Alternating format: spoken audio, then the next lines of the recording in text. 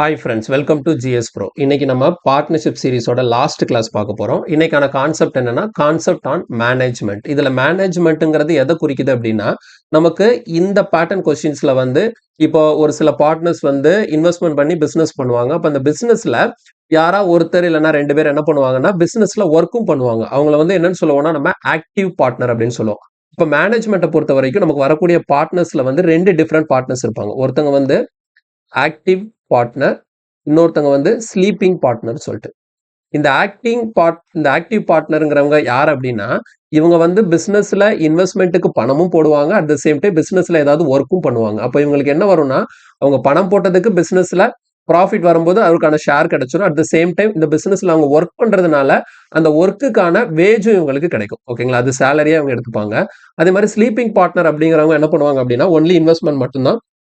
அவங்க எதுவுமே மற்றபடி பிசினஸ்க்கு வேற எந்த கான்ட்ரிபியூஷன் பண்ண போறதில்ல. ஸோ எந்த ஒர்க்கும் பண்ண போறதில்ல. இவங்களுக்கு கிடைக்கக்கூடியது ஒன்லி ப்ராஃபிட் ஷேர் மட்டும்தான். டிபெண்ட்ஸ் ஆன் அவங்களோட இன்வெஸ்ட்மெண்ட்டை பொறுத்து. அப்போ அவங்களை நம்ம என்னன்னு சொல்றோம்? ஸ்லீப்பிங் பார்ட்னர் அப்படின்னு சொல்றோம். ஓகேங்களா சார்? இதை பேஸ் பண்ணி தான் நம்ம இன்னைக்கு கொஸ்டின்ஸ் எல்லாம் பார்க்க போறோம். ஓகே, கொஸ்டின் பார்க்கறதுக்கு முன்னாடி எல்லாருக்கும் தெரியும், நம்ம ஆப்ல அட்வான்ஸ் மேத்ஸ் கோர்ஸ் போயிட்டு இருக்கு. ஸோ இதில் geometry, mensuration and coordinate geometry ஃபுல்லாத்தையும் கவர் பண்ணி ஜஸ்ட் 299க்கு லான்ச் பண்ணியிருக்கோம்.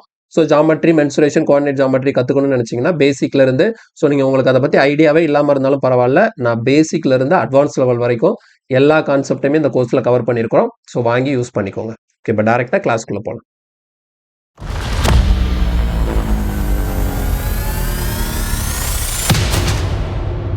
ஓகே, இன்னைக்கு ஃபர்ஸ்ட் கொஸ்டின் பாருங்க. A and B entered into a partnership by investing their capital in the ratio 1/4:5/12.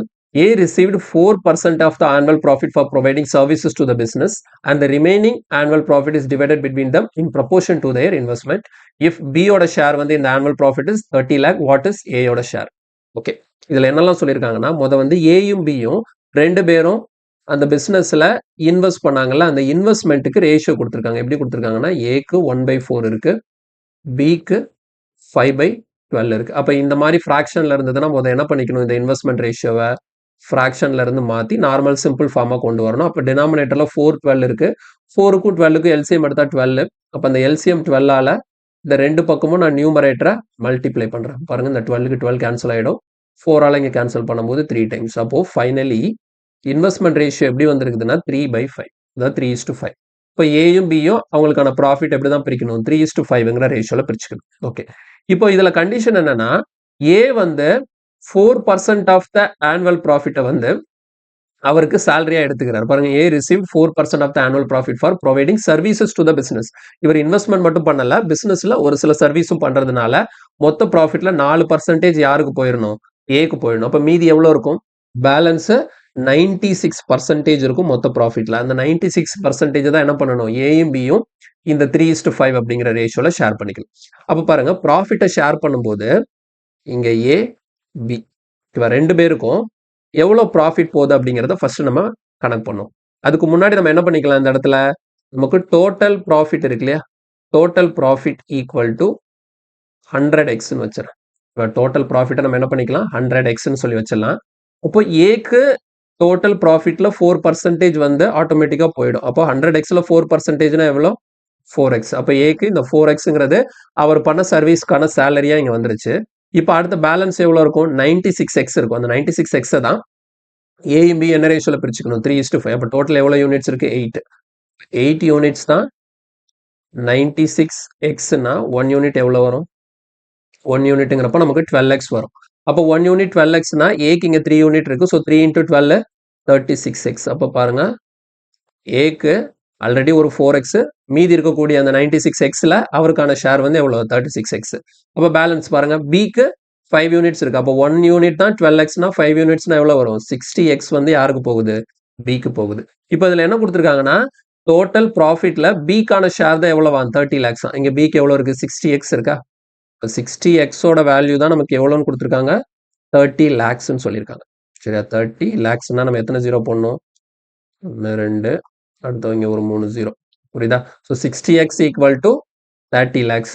இப்போ இதை நம்ம சிம்பிளிஃபை பண்ணும்போது 0க்கு 0 கேன்சல் ஆகிடும். 6ஆல இங்கே கேன்சல் பண்ணும்போது பார்த்தீங்கன்னா 5 போட்டு 4 0. அப்போ எக்ஸோட வேல்யூ எவ்வளோ? 50,000. நமக்கு கேட்குற கொஸ்டின் என்ன? வாட் இஸ் ஏயோட ஷேர் என்னன்னு சொல்லி கேட்குறேன். அப்போ ஏக்கு பாருங்க 4x + 36x ஆக மொத்தம் ஏக்கு வந்து 40x வருது.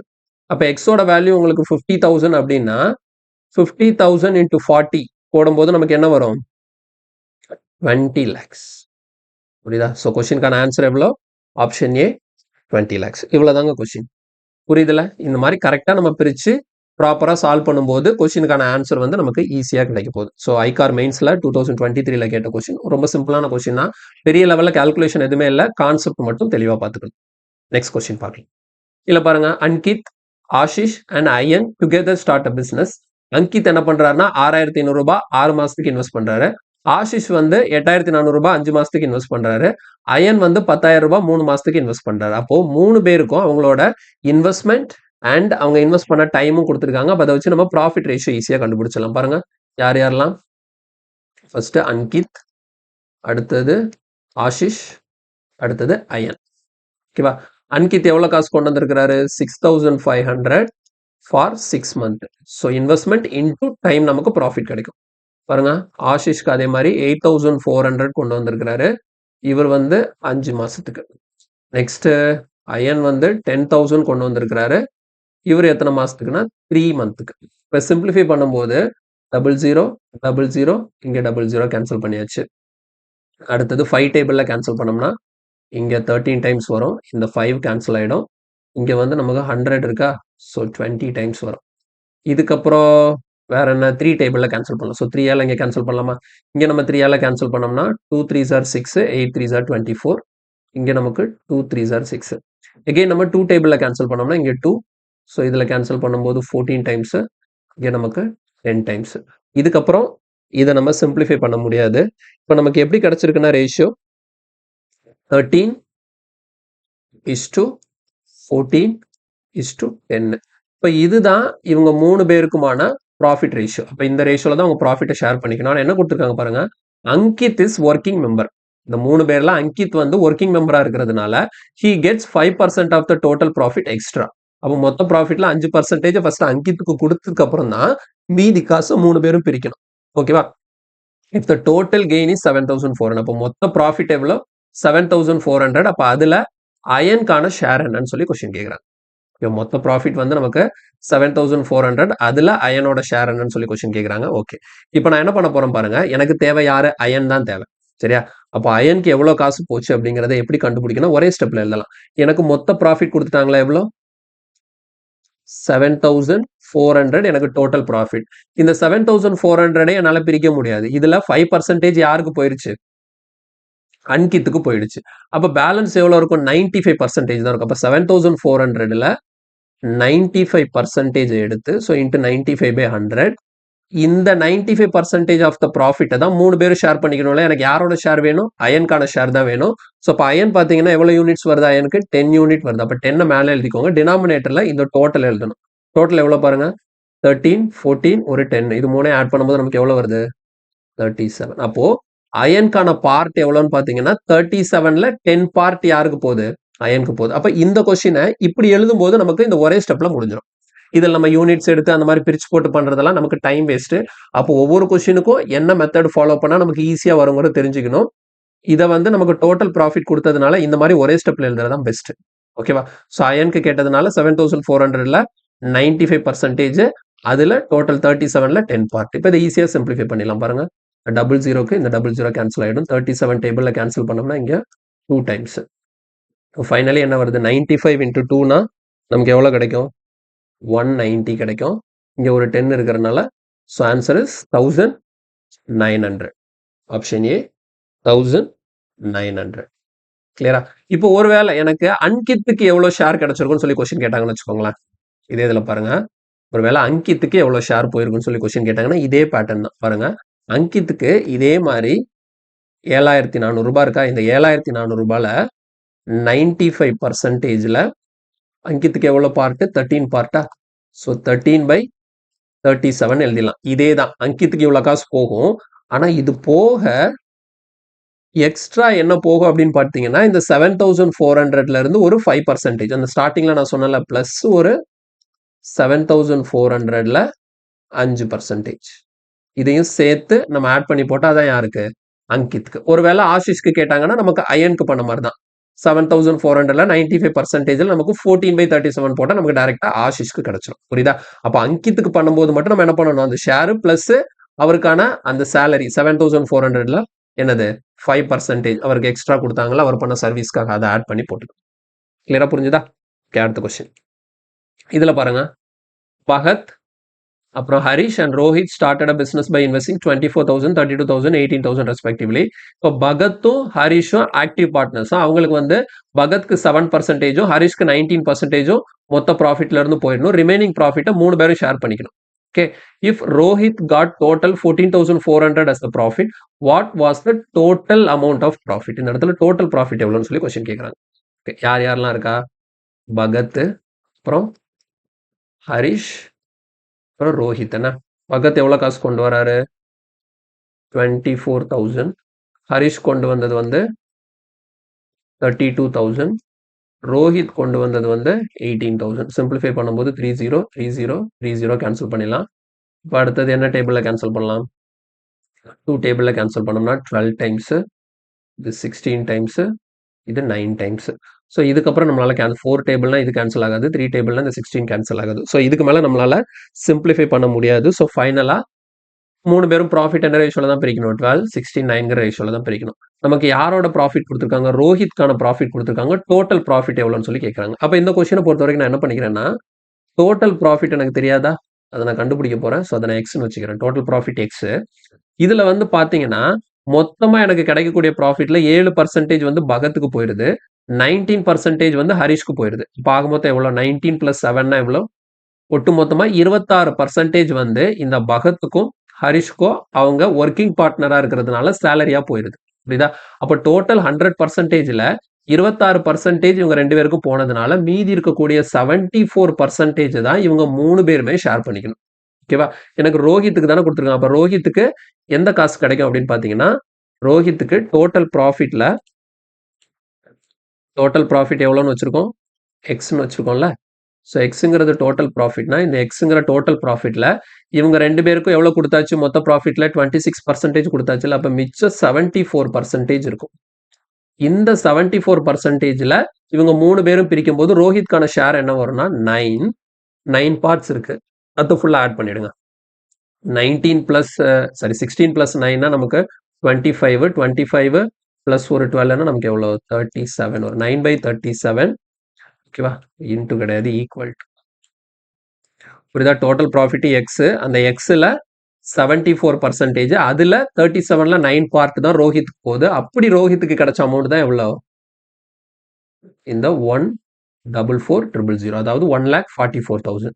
இப்போ இதை நம்ம சிம்பிளிஃபை பண்ணலாம். பாருங்க, 37ஆல இங்கே கேன்சல் பண்ணும்போது 2 டைம்ஸ், திரும்ப 2ஆல இங்கே நம்ம கேன்சல் பண்ணோம்னா எவ்வளோ வரும்? 7 to 72,000 வரும். ஓகேவா? அடுத்த 9ஆல கேன்சல் பண்ணோம்னா எவ்வளோ? 8,000. இப்போ ஃபைனலா எக்ஸ் ஈக்குவல் டுன்னு பார்க்கும்போது இந்த 100 அங்கே போயிடுச்சுன்னா நமக்கு எவ்வளோ வந்துருச்சு? ஸோ கொஸ்டினுக்கான ஆன்சர் வந்து எவ்வளோ? 8 lakhs. நமக்கு தேவை என்னதான்? ஜஸ்ட் டோட்டல் ப்ராஃபிட் தான் கேட்டாங்க. டோட்டல் ப்ராஃபிட் என்னன்னு கண்டுபிடிச்சாச்சு, 8 lakhs அப்படின்னு சொல்லி கண்டுபிடிச்சாச்சு. கிளியரா? இப்போ ஒருவேளை எனக்கு பகத்துக்கு எவ்வளோ ஷேர் கிடைச்சது, இல்லைனா ஹரிஷ்க்கு எவ்வளோ ஷேர் கிடைச்சதுன்னு கேட்டாங்கன்னா, பகத்துக்கு இதே மாதிரி நீங்க டோட்டல் ப்ராஃபிட் கண்டுபிடிச்சிட்டீங்களா? எவ்வளோ? 80,000 சொல்லிட்டு டோட்டல் ப்ராஃபிட் கண்டுபிடிச்சாச்சு. இப்போ இந்த 80,000ல இருந்து இதே மாதிரி எழுதணும். இதே மாதிரி எழுதுனது போக பகத்துக்கு இது போக என்ன கிடைக்குது? ஒரு 7% எக்ஸ்ட்ரா கிடைக்குது. இதே மாதிரி ஹரிஷ்க்கு பண்ணும்போது இதே மாதிரி எழுதிட்டு அதுல ஒரு 19% எக்ஸ்ட்ரா கிடையாது. அது ரெண்டையும் சேர்த்து போட்டீங்கன்னா உங்களுக்கு பகத் அண்ட் ஹரிஷ்கான கிடைக்கும். வேணா ட்ரை பண்ணி பாருங்க. ஓகேங்களா? இந்த கொஸ்டினுக்கு எனக்கு டோட்டல் கேட்டதுனால இதோட முடிஞ்சது. ஒருவேளை பகத் ஹரிஷ் கேட்டாங்கன்னா எவ்வளவு வருதுன்னு சொல்லிட்டு கரெக்டா செக் பண்ணி பாருங்க. ப்ராக்டிஸ் பண்ணி பார்க்கறதுனால ஒன்றும் தப்பு கிடையாது. நெக்ஸ்ட் இல்ல பாருங்க, A and B start a business with investing rupees 20,000 and 8,000 respectively. According to the convenant, B gets 200 per month for maintenance and both get interest at the rate of 5% per annum on their capital. Remaining profit will be distributed according to their investment. If the annual profit is 8,000, find the share of each person. அதாவது மொத்தம் 8,000 ரூபாய் profit கிடைச்சிருக்கு. இந்த 8,000 ரூபாயை இவங்க எப்படி பிரிச்சுக்கிறாங்கன்னா, ஏ invest பண்ணது 20,000 ரூபாய், பி இன்வெஸ்ட் பண்ணது 8,000 ரூபாய். இப்போ இதை வச்சு இன்வெஸ்ட்மெண்ட் ரேஷியோ கண்டுபிடிச்சலாம். அப்போ அதை வச்சு தான் உங்க ப்ராஃபிட்டை பிரிக்கணும். இப்போ இவங்களுக்குள்ள ஒரு அக்ரிமெண்ட் போட்டிருக்கிறாங்க. அந்த அக்ரிமெண்ட் படி என்னன்னா, பிக்கு மாசம் 200 ரூபாய் மெயின்டெனன்ஸ்க்காக பே பண்றாங்களா? இது எங்க இருந்து பே பண்ணுவாங்க? ப்ராஃபிட்ல இருந்து தான் பே பண்ணுவாங்க. இப்போ ப்ராஃபிட்ல இருந்து மாசத்துக்கு 200 ரூபாய்னா ஒரு வருஷத்துக்கு 12 இன்டு 200னா 2400 ரூபீஸ் வந்து பிக்கு குடுத்துறணும். ப்ராஃபிட்ல இருந்து மொத்த ப்ராஃபிட் எவ்வளவு வருதோ அதுல 2400 ரூபாய் பிக்கு குடுத்துறணும் ஃபார் மெயின்டெனன்ஸ் பண்ணதுக்காக. மிச்சம் இருக்கக்கூடிய காசுல 2 பேர் என்ன பண்ணிக்கிறாங்க? ஒரு 5% அவங்க போட்ட கேபிட்டலுக்கு இன்ட்ரெஸ்ட்டா எடுத்துக்கிறாங்க. அப்போ இந்த 2 விஷயமும் பண்ணதுக்கு அப்புறம் பேலன்ஸ் இருக்கக்கூடிய ப்ராஃபிட்ட தான் இவங்க 2 பேரும் இந்த ரேஷியோல பிரிச்சுக்க முடியும். ஓகே. அப்ப நான் சால்வ் பண்றேன் பாருங்க. ஈஸியான கொஸ்டின் தான். கஷ்டம்லாம் ஒண்ணுமே கிடையாது. ஃபர்ஸ்ட் நான் பண்ண வேண்டிய விஷயம் என்ன தெரியுமா? இந்த ஏக்கும் பிக்கும் இன்வெஸ்ட்மென்ட் ரேஷியோ என்னன்னு பார்க்கணும். ஏ எவ்வளவு இன்வெஸ்ட் பண்ணாரு? 20,000. பி எவ்வளவு இன்வெஸ்ட் பண்ணாரு? 8,000. அப்ப சிம்பிளிஃபை பண்ணும்போது பாருங்க 30 30 அடுத்த 4 டேபிள்ல கேன்சல் பண்ணா 5 4s are 20 2 4s are 8. அப்ப ஏக்கும் பிக்குமான இன்வெஸ்ட்மெண்ட் ரேஷியோ எப்படி இருக்கு? 5:2ன்னு இருக்கு. அப்ப இந்த கொஸ்டினை பொறுத்த வரைக்கும் டோட்டல் ஆனுவல் ப்ராஃபிட் கொடுத்துட்டாங்க. டோட்டலா எவ்வளவு ப்ராஃபிட் கிடைச்சிருக்கு அவங்களுக்கு? 8,000 rupees தான் அவங்களோட மொத்த ப்ராஃபிட் அப்படின்னு சொல்லியாச்சு. இப்ப இந்த மொத்த ப்ராஃபிட்ல ஏக்கு எவ்வளவு போக போகுது? பிக்கு எவ்வளவு காசு போக போகுதுங்கிறது தெளிவா நான் பிரிச்சு எழுதுறேன் பாருங்க. பாருங்க B 200 per month for maintenance. அப்போ மாசத்துக்கு 200 ரூபாய்னா மொத்தம் ஒரு வருஷம் பிசினஸ் நடந்திருக்கு. சரி, ஆனுவல் ப்ராஃபிட் தானே 8,000 ரூபாய். ஒரு வருஷத்துக்குன்னு சொல்லி பார்க்கும்போது 12 மாசம். மாசம் 200 ரூபாய்னா அப்ப பி மெயின்டைன் பண்ணதுக்காக பிசினஸ் மெயின்டைன் பண்ணதுக்காக 2,400 ரூபாய் அவருக்கு சேலரியா கிடைச்சு போச்சு. ஓகே.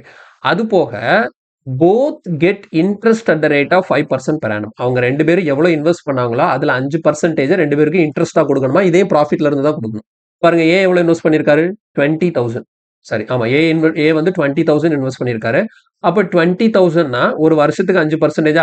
அப்ப 20,000னா மொத்தம் 20,000த்துல 5% எவ்வளவுன்னு பாருங்க. 20,000த்துல 10%னா 2,000 ரூபாய். அப்ப 5%னா எவ்வளவு? 1,000 ரூபாய். இப்ப ஏக்கு இன்ட்ரெஸ்டா எவ்வளவு போயிருக்கும்? 1,000 ரூபாய் போயிருக்கும். அதே மாதிரி பிக்கும் 5% கொடுக்கணும்ல. பி எவ்வளவு இன்வெஸ்ட் பண்ணிருக்காரு? 8,000 ரூபாய் இன்வெஸ்ட் பண்ணிருக்காரு. அதுல 10%னா 800 ரூபாய். அப்ப 5%னா அதுல 400 ரூபாய். பிக்கு 2,400 ரூபாய் போக இன்ட்ரெஸ்டா ஒரு 400 ரூபாய் கிடைச்சிருக்கு. ஓகேவா? இன்னும் நம்ம ப்ராஃபிட்டை ஷேர் பண்ணல. ஓகேங்களா? இந்த ப்ராஃபிட்ல இவங்க 2 பேருக்கும் அக்ரிமெண்ட் படி என்னென்ன போய் சேரணுமோ அதெல்லாம் கொடுத்துட்டு மிச்சம் இருக்கக்கூடிய காசு தான் இந்த 5:2ங்கிற ரேஷியோல பிரிக்கணும். இப்போ எனக்கு மொத்தமா 8,000 ரூபாய்ல இந்த 1,000 ரூபாய் பிளஸ் இந்த 2,400 ஒரு 400 எவ்வளவு வச்சு? ஒரு 2,800 ரூபாய். அப்ப ஆக மொத்தம் ஒரு 3,800 ரூபாய். இந்த 3,800 ரூபாய் இந்த 8,000த்துல ஆல்ரெடி பிரிச்சு கொடுத்தாச்சு. சரியா? அப்போ 8,000ல 3,800 போக பேலன்ஸ் எவ்வளவு இருக்கும்? 8,000ல 3,800 போச்சுதுன்னா பேலன்ஸ் எவ்வளவு இருக்கும்? 4,200 இருக்கும். சரியா? ரிமைனிங் இருக்கக்கூடிய இந்த 4,200 தான் ஏயும் பி என்ன ரேஷியோல பிரிச்சுக்கிறாங்க? 5:2ங்கிற ரேஷியோல. அப்ப பாருங்க டோட்டல் எவ்வளவு இருக்கு? 7. அப்ப 7 யூனிட்னா 4,200னா 1 யூனிட் எனக்கு எவ்வளவு வரும்? 600. அப்போ 1 யூனிட் 600னா ஏக்கு 5 யூனிட் இருக்கா? அப்போ 1 யூனிட் 600னா 5 யூனிட்னா எவ்வளவு? 5 into 600. ஸோ 3,000 வந்து ஏக்கு போகும். பிக்கு 2 யூனிட். 2 into 600 எவ்வளோ? 1,200 அந்த ஷேரா போகும். அப்போ புரிஞ்சுதா? அப்ப இதுல கிளியரா தெரிஞ்சு போச்சு. எல்லாம் பிரிச்சு முடிச்சது போக ஏக்கு ஃபைனலா எவ்வளவு கிடைக்குது? 1,000 plus 3,000 எவ்வளோ? 4,000. அதே மாதிரி பிக்கு எவ்வளவு கிடைக்குது பாருங்க. 2,400 2,800 3,000. இப்போ பிக்கும் ஃபைனலி 4,000 கிடைக்குது. So answer is option A 4,000 4,000. இது ரொம்ப சிம்பிளான ஒரு கொஸ்டின் தான்.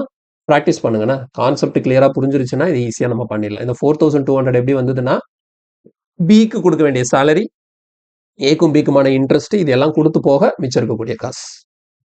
Okay, next. அடுத்து பாருங்க, A and B invest respectively 20,000 and 30,000 and start a business in partnership. A got rupees 500. இதுல ஒரு வார்த்தை மிஸ் ஆயிருக்குன்னா rupees 500 per month ன்னு வரணும். 500 per month. மாசம் 500 ரூபாய் சூப்பர்வைஸ் பண்றதுக்காக யாரு கிடைக்குது? ஏக்கு கிடைக்குது. அடுத்து A and B both received premium on their investment 10% per annum. அதாவது போன கொஸ்டின்ல சொன்ன மாதிரி அந்த 5% இன்ட்ரெஸ்ட் கொடுத்தாங்களே, இந்த இடத்துல இன்ட்ரெஸ்ட் வந்து பிரீமியம் அப்படிங்கிற வார்த்தையெல்லாம் யூஸ் பண்ணியிருக்காங்க. அப்போ ஏக்கு மாசத்துக்கு 500 ரூபாய் பிரிச்சு கொடுக்கணும். அப்போ ஒரு வருஷத்துக்கு எவ்வளவுன்னு கால்குலேட் பண்ணி மொத்த ப்ராஃபிட்ல அது ஏக்கு அந்த காசை எழுதிடுங்க.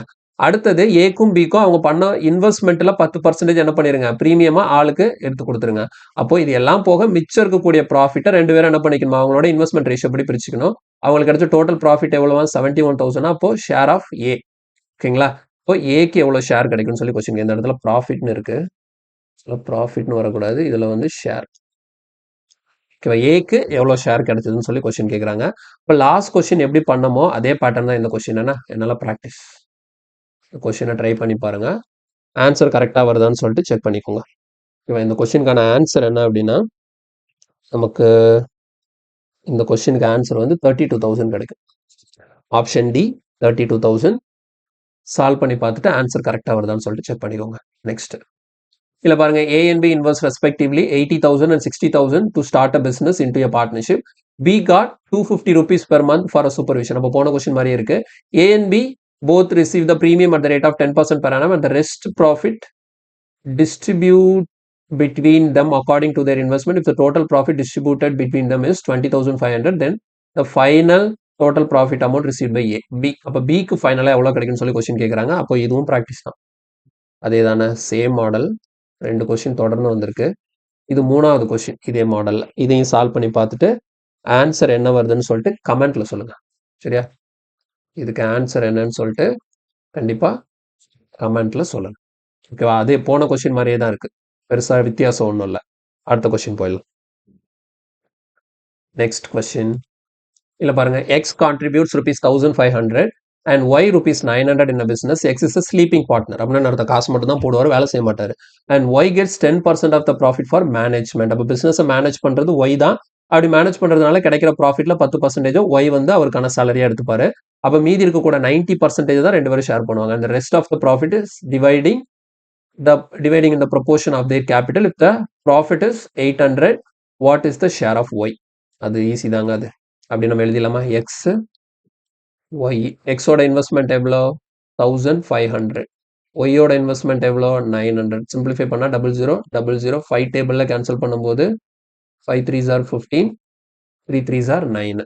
ஓகே, நெக்ஸ்ட் பாருங்க, நமக்கு கேட்டிருக்கக்கூடிய கொஸ்டின் என்னன்னா டோட்டல் ப்ராஃபிட் 800 கொடுத்துட்டு what is the share of ஒய்ன்னு சொல்லி கேட்குறாங்க. அப்போ ஒய்க்கு எவ்வளோ காசு போய் சேர்ந்துருக்குங்கிறத கண்டுபிடிக்க போகிறோம். ரொம்ப ஈஸியாக கண்டுபிடிச்சலாம் பாருங்க. ஒய்க்கு ஃபர்ஸ்ட் மொத்த ப்ராஃபிட் எவ்வளோ 800.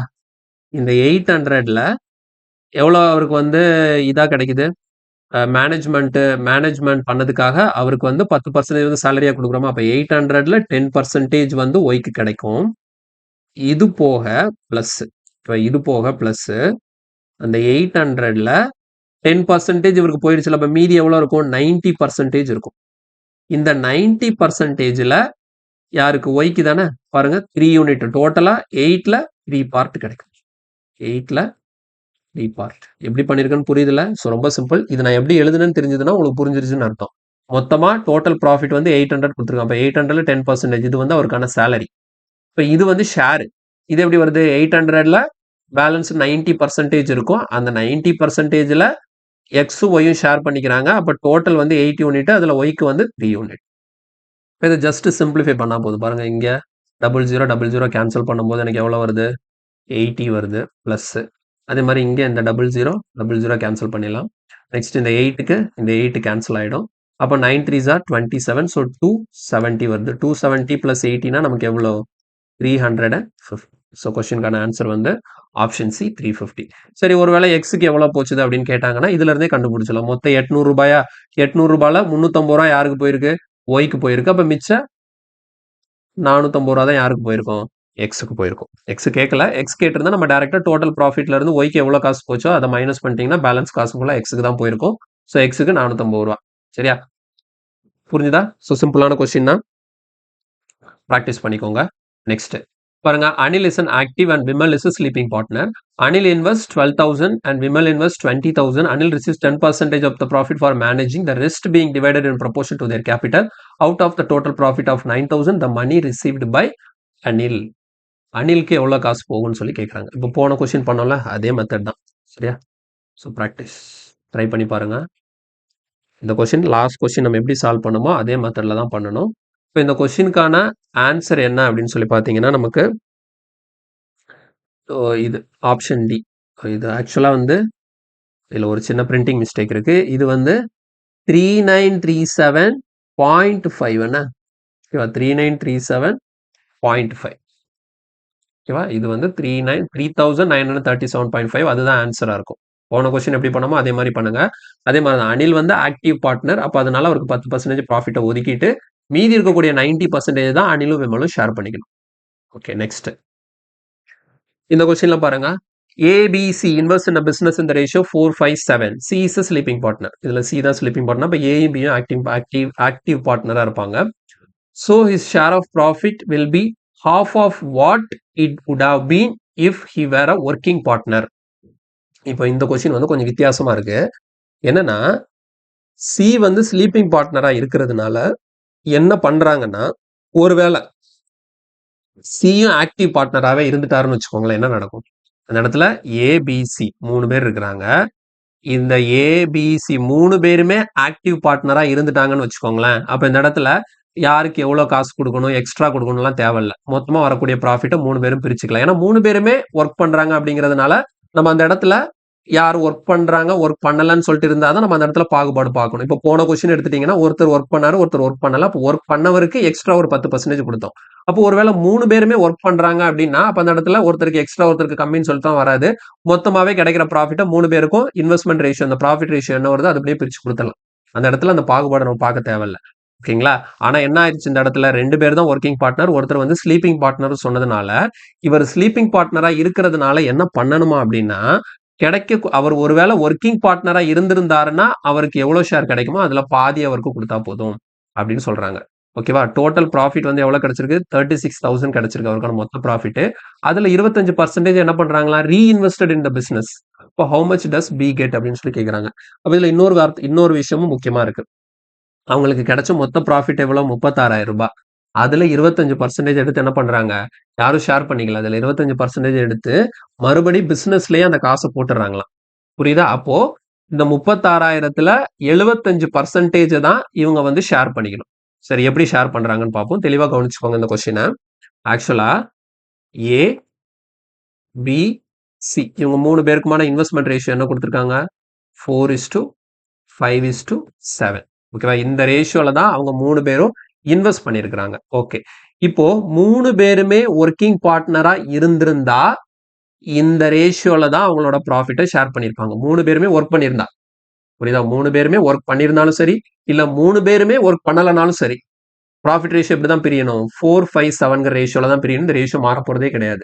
ஆனா இந்த 3 பேர்ல ஏயும் பியும் தான் ஒர்க்கிங் பார்ட்னர். சி ஒர்க்கிங் பண்ணாததுனால அவருக்கு என்ன டிடெக்ட் ஆக போகுது அப்படின்னா, இந்த ஏக்கு மாறல அதே 4 தான், பிக்கும் மாறல அதே 5 தான். ஆனா சிக்கு அவருக்கு ஒர்க் பண்ணியிருந்தாருன்னா எவ்வளவுதான் கிடைக்கும்? 7 கிடைக்கும். அவர் ஒர்க் பண்ணாததுனால இதுல பாதி தான் அவருக்கு கிடைக்கும் போதும். அப்ப இதுல பாதினா எவ்வளவு? 3.5. புரியுதா? இதுல பாதினா எவ்வளவு? 3.5. அப்ப இப்ப ரேஷியோ எப்படி இருக்கு? 4:5:3.5. சரி, இதெல்லாம் பாயிண்ட்ல எல்லாம் வருது. இந்த பாயிண்ட்டை வந்து ஒமிட் பண்றதுக்கு நான் என்ன பண்ணணும் அப்படின்னு சொல்லி கொஸ்டின் கேட்டீங்கன்னா, ஒரு சிம்பிள் விஷயம் இருக்கு. இனிஷியலா கொடுத்த ரேஷியோ இருக்குல்ல 4:5:7, அது அப்படியே எடுக்காம நம்ம என்ன பண்ணிக்கலாம்? இதை 40, 50, 70 எடுத்துப்போம். அப்போ 40 40 தான் இருக்கு, 50 50 தான் இருக்கு, 70 என்னவா மாறி இருக்கும்? 35 மாறி இருக்கும். சரி, அப்ப இந்த மாதிரி மாத்திட்டோம்னா நமக்கு பாயிண்ட் வராது. கிளியரா? இப்போ பாருங்க, ஏபிசி 3 பேருமே ஒர்க் பண்ணியிருந்தா 45 50 70ங்கிற ரேஷியோல பிரிச்சிருப்போம். ஆனா இந்த சி ஒர்க் பண்ணாததுனால இவருக்கு 70ன்னு கிடைக்கக்கூடியது ஒர்க் பண்ணியிருந்தா 70 கிடைச்சிருக்கும். ஒர்க் பண்ணாததுனால இப்ப எவ்வளவுதான் கிடைக்குது? 35 தான் கிடைக்குது. ஆனா இவங்க 2 பேருக்கும் எதுவும் மாறல. கிளியரா? சரி, பாருங்க, இந்த ரேஷியோல தான் நம்ம என்ன பண்ண போறோம்? 3 பேருக்கும் அவங்களோட ப்ராஃபிட்டை ஷேர் பண்ண போறோம். இப்போ ஆனா ப்ராஃபிட் ஷேர் பண்ணும்போது எனக்கு மொத்தம் 36,000 ரூபாய் இருக்கு. இந்த 36,000 இருக்குல்ல, இந்த 36,000ங்கிறது டோட்டல் ப்ராஃபிட். இதுல 25% பிசினஸ்ல ரீஇன்வெஸ்ட் பண்ணியாச்சு. அப்ப பேலன்ஸ் 75% தான் எடுத்து இந்த 3 பேருக்கு நான் ஷேர் பண்ணணும். ஓகேவா? அப்ப 36,000ல 75% என்னன்னு சொல்லி பார்க்கணும். 75% என்னது? கேன்சல் பண்ணா 3/4 எவ்வளோன்னு பார்க்கணும். அப்போ 4ஆல கேன்சல் பண்ணும்போது இங்க 9,000. ஸோ புரியுதா? அப்போ 27,000 தான் நம்ம என்ன பண்ண போறோம்? இவங்க 3 பேருக்கும் ஷேர் பண்ணி கொடுக்க போறோம். பாருங்க, 3 பேருக்கு ஷேர் பண்ணும்போது டோட்டல் எவ்வளவு வருது? 50 40 90 90 + 35 125. ஸோ 125 யூனிட்ஸோட வேல்யூ தான் நமக்கு 27,000. நமக்கு யாரு கேட்டிருக்காங்க? பிக்கு எவ்வளோன்னு சொல்லி கேட்டிருக்காங்க. அப்போ என்ன பண்ணணும்? 50 யூனிட்ஸ் எவ்வளோங்கிறத கால்குலேட் பண்ணணும். பாருங்க, ஸோ ஃபர்ஸ்ட் சிம்பிளா கால்குலேட் பண்றதுக்கு என்ன பண்றேன்? இந்த இடத்துல 5 டேபிள்ல கேன்சல் பண்ணும். அப்போ 25 யூனிட்ஸோட வேல்யூ எவ்வளோன்னு சொல்லி பார்ப்போம். 5 5s are 25, 4 5s are 20,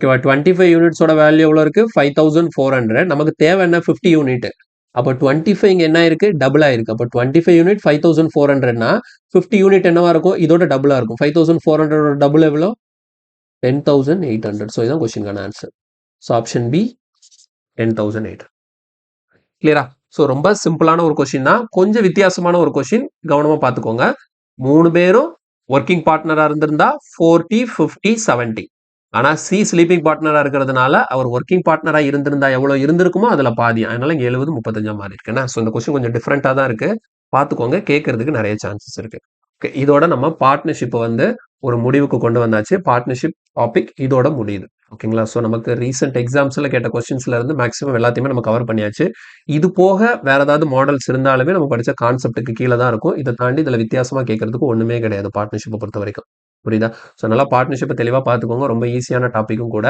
இது நீங்க படிச்சிட்டீங்கன்னா எந்த இடத்துல பார்ட்னர்ஷிப் நம்ம அட்டன் பண்ணணும் அட்டன் பண்ணக்கூடாது அப்படிங்கிறது உங்களுக்கு தெளிவாக தெரிஞ்சிடும் கொஸ்டின் கொஞ்சம் ட்ரிக்கியா கொஞ்சம் கால்குலேட்டிவா கேட்கறாங்கன்னா அந்த இடத்துல அதுக்கு ஃபர்ஸ்ட் ப்ரிஃபரன்ஸ் கொடுக்கறத நம்ம அவாய்ட் பண்றத அந்த பழக்கத்தை நம்ம கொண்டு வந்துக்கலாம் ஓகேவா சரி நம்ம அடுத்த கிளாஸ்ல இந்த ரேஷியோ வச்சு ரேஷியோக்கு கீழே தான் இந்த பார்ட்னர்ஷிப் படிச்சோம் அதே மாதிரி ரேஷியோக்கு கீழே வரக்கூடிய இன்னொரு சப் டாபிக் இருக்கு அதுதான் ப்ராப்ளம்ஸ் ஆன் ஏஜஸ் ஓகேங்களா ஸோ ஏஜஸ் பேஸ் பண்ணி இருக்கக்கூடிய கொஸ்டின்ஸை வந்து நம்ம அடுத்த கிளாஸ்ல பார்க்கலாம் ஓகே தேங்க்யூ பாய்